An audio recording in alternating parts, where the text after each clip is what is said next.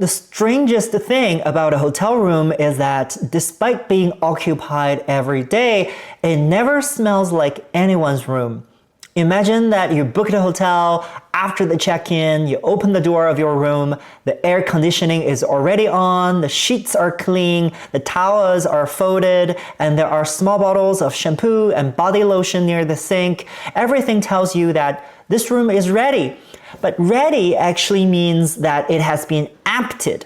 The previous guest slept here, showered here, opened their suitcase here, and maybe sprayed perfume at takeout or laid on at 2 in the morning, completely exhausted. But when you walk in, all of those traces are supposed to be gone.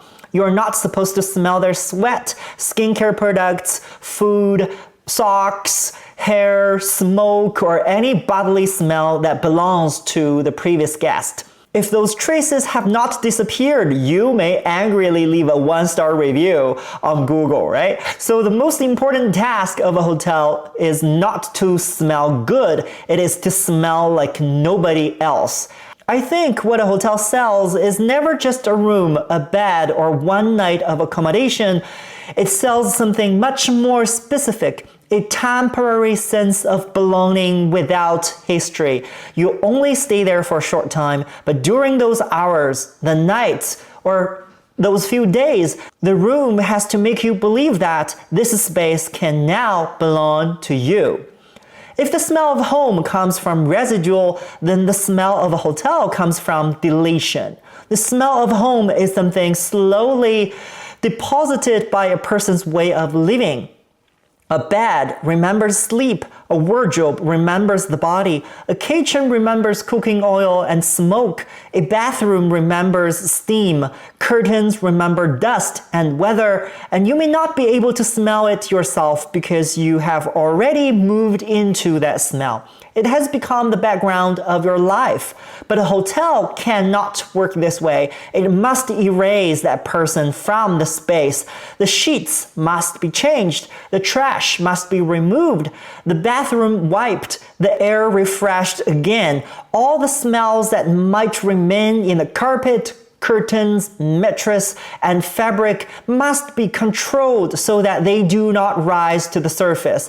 What a hotel fears most is that you will smell the previous guest, because in that instant, you suddenly realize this bed just belonged to someone else, this bathroom just belonged to someone else, this carpet, this pillow, all of them have already been in contact with another stranger's body.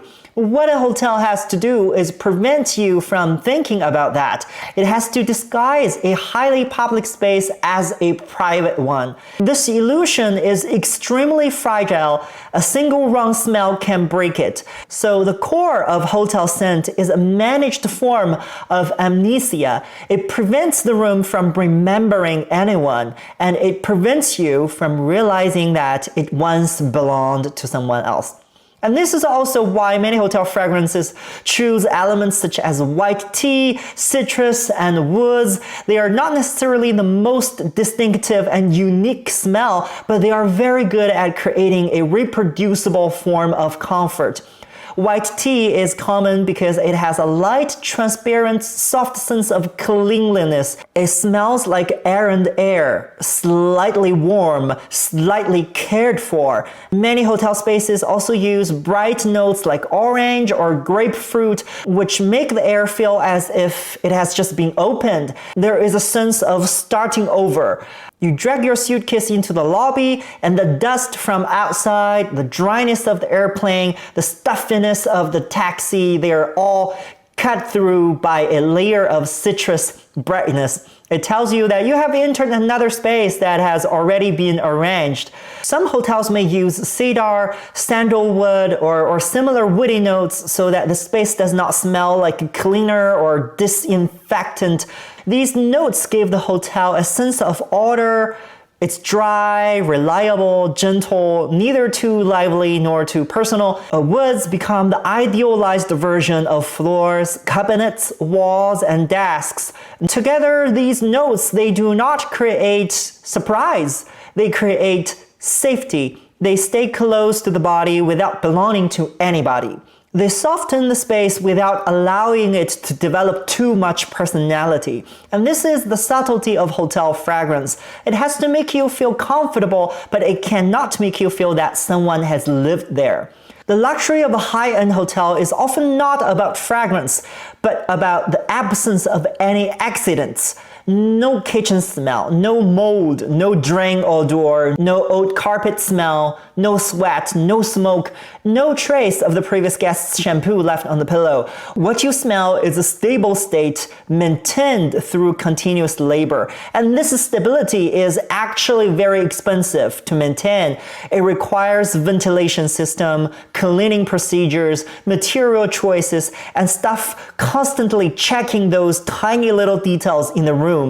The carpet cannot be damp. The bathroom cannot smell like the drain. The bedding cannot have that stale closet smell. And the curtains cannot absorb too much grease and dust from the air. All of these details work together to produce the effect that nothing has ever happened here. But of course, we know that many things happen in the hotel rooms every day. Someone returns from a business trip at midnight, someone eats takeout and throws the box into the trash, someone sprays too much perfume, someone fills the bathroom with hot steam after showering. Hotels have witnessed countless fragments of people's lives, but the next morning they must clean those fragments away. A home feels like a home because it remembers you. A hotel feels like a hotel because it cannot remember anyone. It allows you to stay briefly, but it does not allow your life to truly settle. This is why a hotel does not smell like home. The smell of a home has continuity. The smell of a hotel has a reset button. Hotel room is a paradox. Although it is a commercial space, it receives many extremely private actions. Changing clothes, showering, sleeping, crying, zoning out, throwing yourself into bed. So it has to do two things at once. It must be private enough for you to relax, and anonymous enough that you do not have to face its past. Airports, chain hotels, highway service stations, shopping malls, these are not places in the traditional sense where deep relationships take root. You pass through them, use them, stay briefly, leave, and their characteristics are standardization, recognizability, and reproducibility. In hotel rooms in different cities, you see similar white sheets, similar bathrooms, similar lighting, and you smell a similar clean scent. This similarity can sometimes feel boring, but it also provides comfort. Because when you are in an unfamiliar city, an unfamiliar country, or an unfamiliar itinerary, and you open the door to a room that has already been arranged, you suddenly know how to use it. You know where to put your suitcase, you know where to hang your clothes, where to shower, where to turn off the lights, and where your body is supposed to lie down. Hotel standardization makes unfamiliarity operational, and scent is a hidden part of that system. It does not need to be noticed consciously, but it has to work in the background. It makes you believe that this space has been processed, that it has shifted from public use to your private use. So let's return to the first question. Why does a hotel never smell like anyone's home? Because it cannot smell like anyone's home. It has to erase strangers while welcoming you. It has to have no history while giving you a sense of belonging. It has to be clean, stable, and reproducible without becoming so cold that it feels uninhabited. This is why hotel fragrance so often love tea, citrus, woods, and white musk, etc., etc. And together they produce just the right illusion. This place is clean, this place is safe, and there is no one else here, but it is not so empty that it frightens you. You can open your suitcase, plug in your phone, take a shower, and lie down in a white bed with no memory. A few hours later, you will leave too.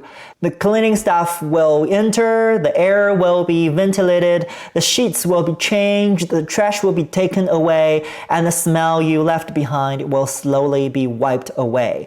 Then the next person will open the door and smell the same stable, gentle, historyless air. And that's my reflection on the smell of a hotel room. Thank you for watching. I'll see you next time. Bye bye.